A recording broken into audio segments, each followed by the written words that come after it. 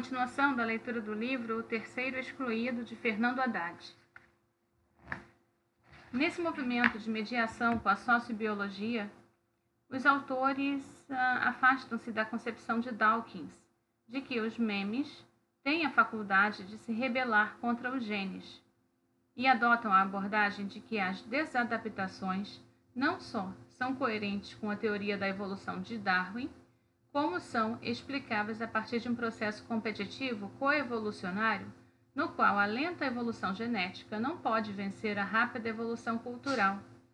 A cultura, ela própria, fruto da evolução, permite uma mais veloz e menos custosa forma de adaptação do que o dos genes. Ela se torna ainda mais eficaz se a transmissão de informação não ocorre apenas de pais para filhos, como a transmissão genética, mas que envolve toda a informação disponível no ambiente social. O que, se de um lado amplia a amostragem de qual se extrai informação útil, do outro aumenta as chances de desadaptação. As variantes culturais, ou memes, não são rebeldes. Na verdade, a rapidez evolutiva abre espaço para a trapaça. A seleção de grupo é, segundo os autores, uma dessas trapaças da cultura em relação à biologia.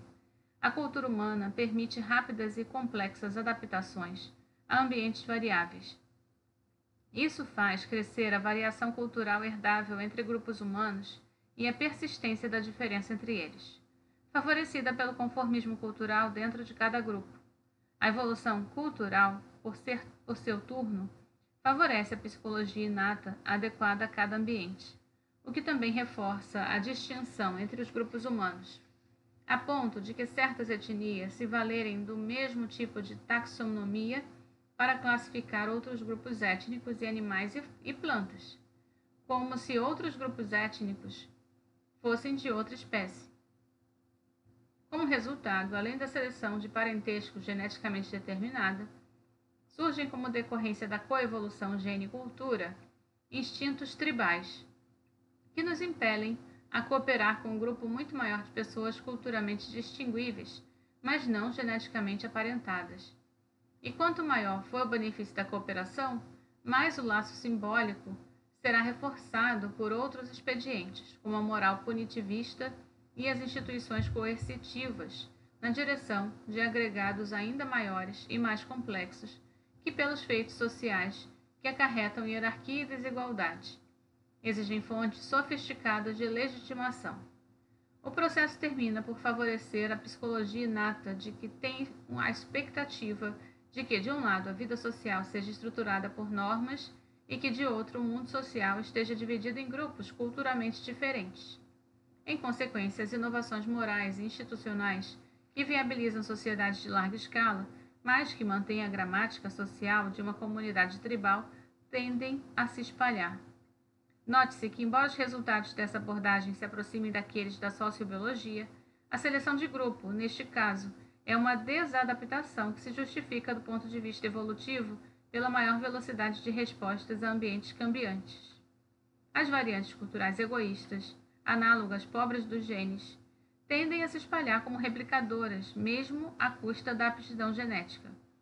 Num artigo famoso, Dobzhansky afirmou que nada na biologia faz sentido exceto a luz da evolução. Para os autores, o mesmo valeria para a cultura. Nada da cultura faz sentido, exceto a luz da evolução. Quanto ao Estatuto da Cultura, na perspectiva de Richardson e Boyd, ganha e perde poder. Ganha na comparação com a sociobiologia, porque a cultura, ao transformar o ambiente, altera as condições em que a psicologia evolui, e perde na comparação com a memética, porque a cultura continua na coleira dos genes. Sim, a cultura está na coleira, mas o cachorro é grande, esperto e independente. Na hora do passeio é difícil dizer quem guia quem. Grifo meu. Tanto quanto Dawkins, Richardson e Boyd entendem que a cultura evolui, uma premissa que esse estudo pretende refutar. Mas numa direção diferente daquele, estes autores sugerem, ao gosto da psicologia evolutiva, que os seres humanos adquiriram, no curso da sua evolução biológica, alguns instintos próprios da espécie, como os instintos tribais, ausentes da perspectiva memética. Religião e nação são, para Dawkins, obras culturais de memes, não de genes, o que nos parece bem interessante destacar, como veremos. Contudo, acredito eu, Dawkins não levou seu raciocínio às últimas consequências, de um ponto de vista memético.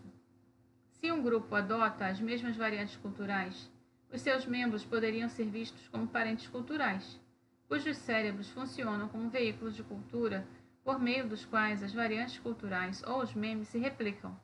Indo ainda mais longe nessa mesma direção, as diferentes culturas poderiam ser vistas como equivalente a diferentes espécies culturais, compostas de indivíduos, pessoas, com memeplex, como personalidade própria.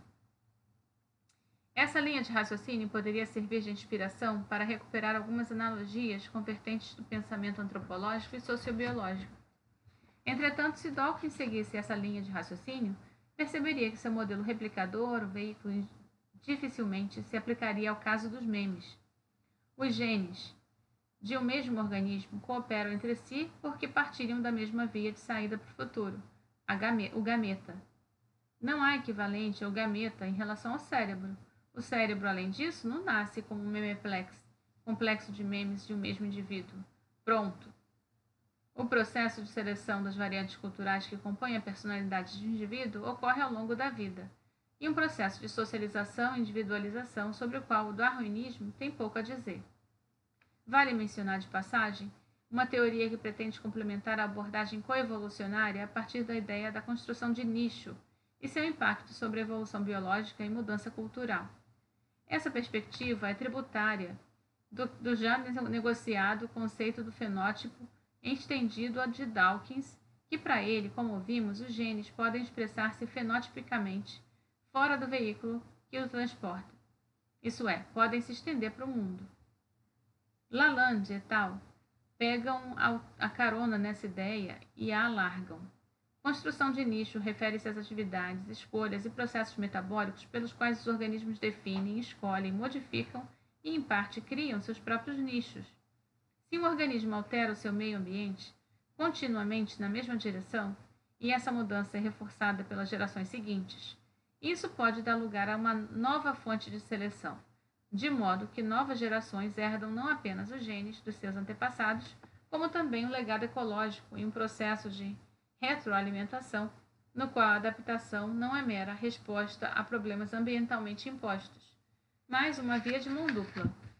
Além disso, como um organismo altera não só o seu, mas o meio ambiente de outras espécies, a construção de nicho pode desencadear eventos evolucionários que reavaliam vários ecossistemas ao longo do tempo.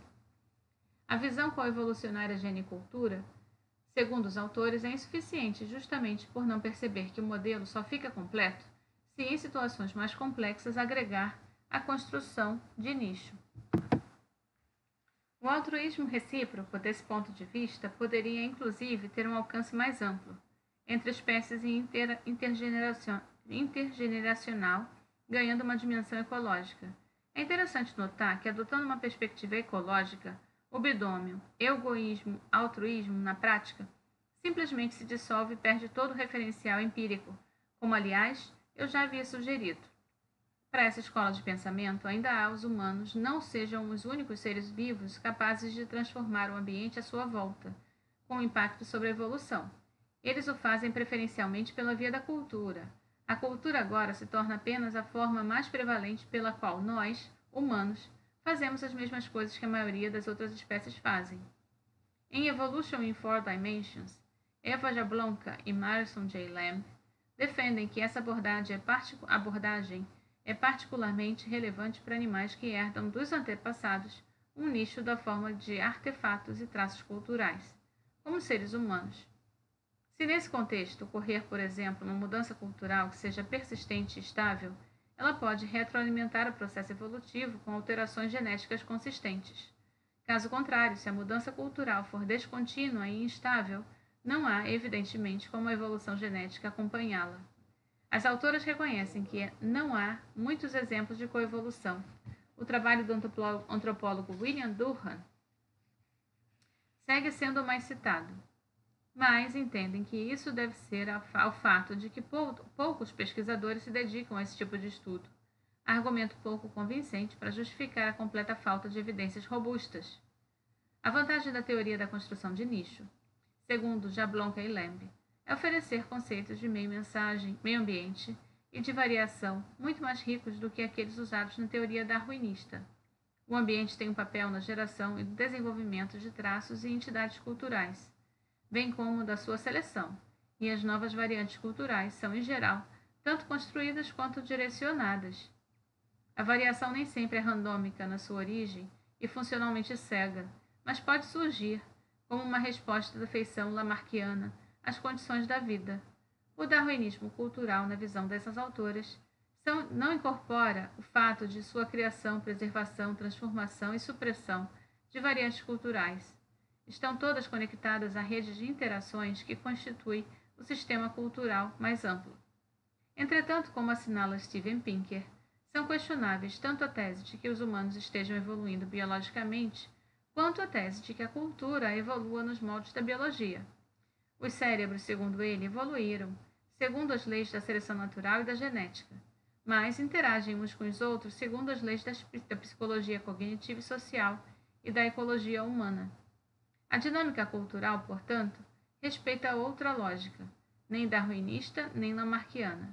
Uma vez que os produtos culturais provêm das computações mentais que inventam e dirigem as mutações e entendem as características adquiridas, mentes passivas que simplesmente aceitam de maneira acrítica as variantes culturais do ambiente, que seriam eliminadas por seleção natural, dando lugar àquelas que avaliam, discutem e aperfeiçoam as ideias que simular e planejar suas ações. A partir dessas considerações, Pinker põe outra paráfrase em circulação. Nada na cultura tem sentido, exceto à luz da psicologia. Note-se que, da perspectiva da psicologia evolutiva, o conceito de evolução cultural faz pouco sentido. A afirmação de que nada na cultura tem sentido, exceto à luz da psicologia, impõe citar a dicotomia nature-nurture em outro lugar. Afinal, o que é inato ao cérebro humano?